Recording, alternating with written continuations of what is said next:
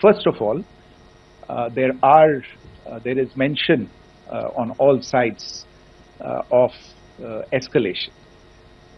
I think the first point that you have to keep in mind is the attack of 22nd April in Pahalgam is the original escalation. ये जो सिलसिला है जो हम देख रहे हैं आज की घटनाओं को लेके, ये 22 अप्रैल के पहलगाम के हमले से शुरू हुआ है.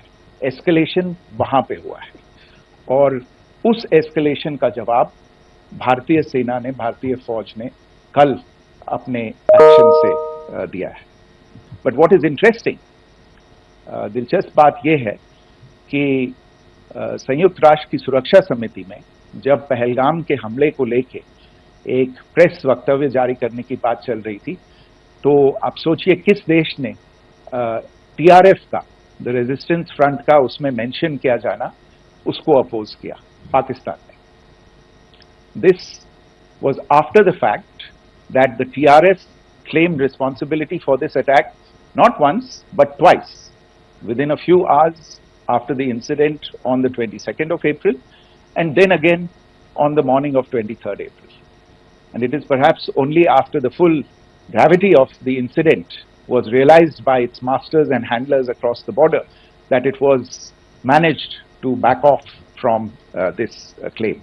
Obviously, that retraction doesn't convince anybody. तीसरी चीज जो मैं आपसे कहना चाह रहा था, और कर्नल कुरैशी और विंग कमांडर सिंह ने कल भी बड़े स्पष्ट शब्दों में और आज भी आपसे ये बात साझा की है. जो भारतीय रिस्पॉन्स है वो नॉन एस्केलेटरी है, प्रिसाइज है, सटीक है, मेजर्ड है और कंसिडर्ड है. Our intention has not been to escalate matters. We are only responding to the original escalation, as I said, and our response has been targeted, precise, controlled and measured. Only no military targets have been selected. Only terrorist infrastructure in Pakistan has been hit. I think Pakistan's reputation as the epicenter of global terrorism is rooted in a number of instances where concrete evidence is available, not just to India, but to governments and authorities and agencies around the world.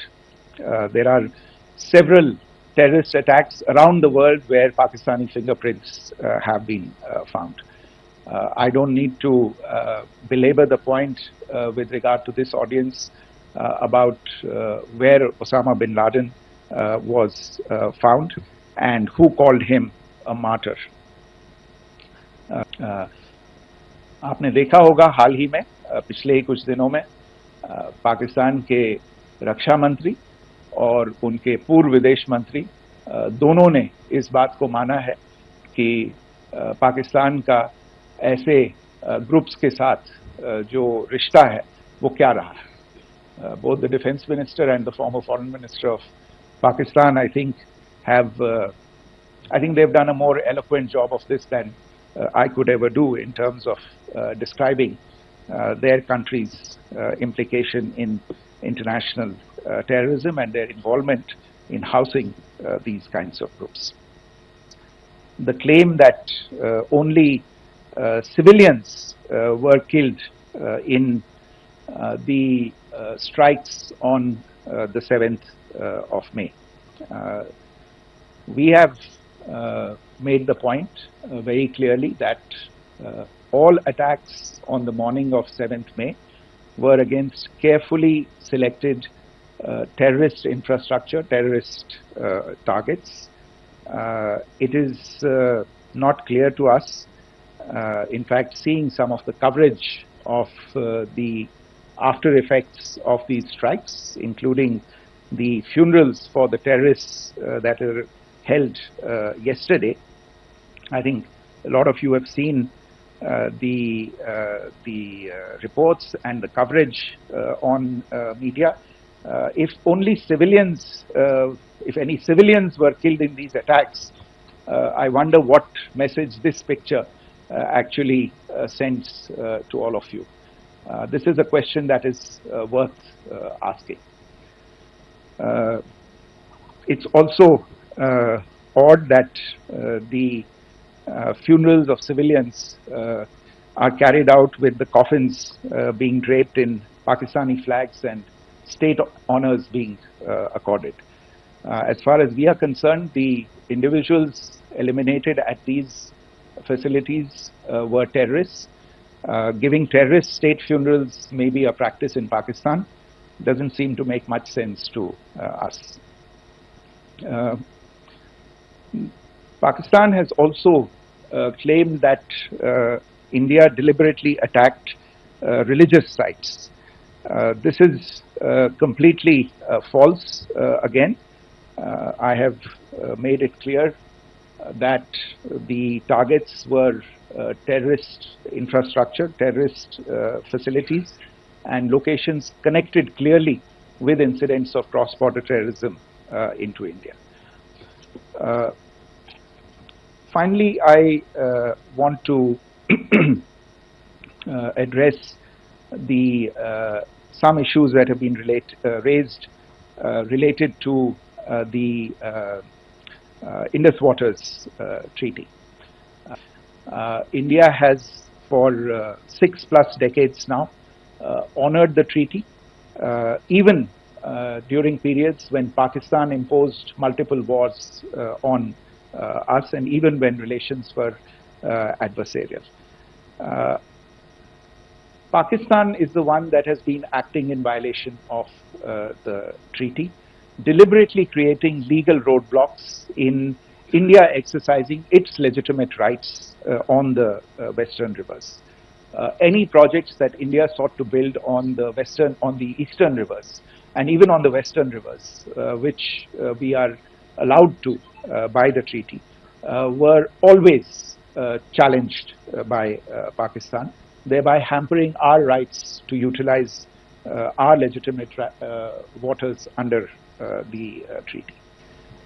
Pakistan's persistent refusal to respond to our request to enter into government-to-government negotiations on the modification of the treaty is, in a sense, itself a violation of the treaty, and therefore India has taken the step of putting the treaty in abeyance until Pakistan abjures irrevocably its support for cross-border terrorism.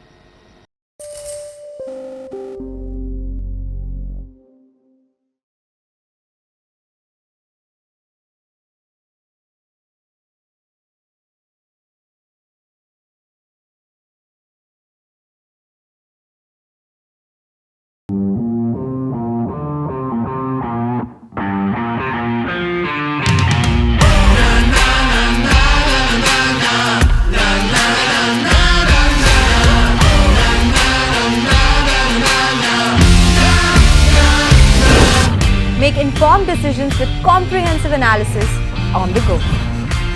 Strengthen your portfolio with real-time market updates on the go. Create effective strategies with insightful expert opinions on the go. Grow on the go with CNBC-TV18, now streaming live 24/7 on YouTube. What does it take to build India's largest startup platform? It takes a journey of starting out as an unknown and ending up as unforgettable. It takes more than 2 decades of celebrating the most influential and influencing the most celebrated entrepreneurs. From chronicling the stories of India's startup universe to becoming a success story in itself, as India's longest-running show on startups and entrepreneurship, celebrating 21 action-packed years of building India's biggest startup community. Young Turks at 21, only on CNBC-TV18 and CNBC-TV18.com.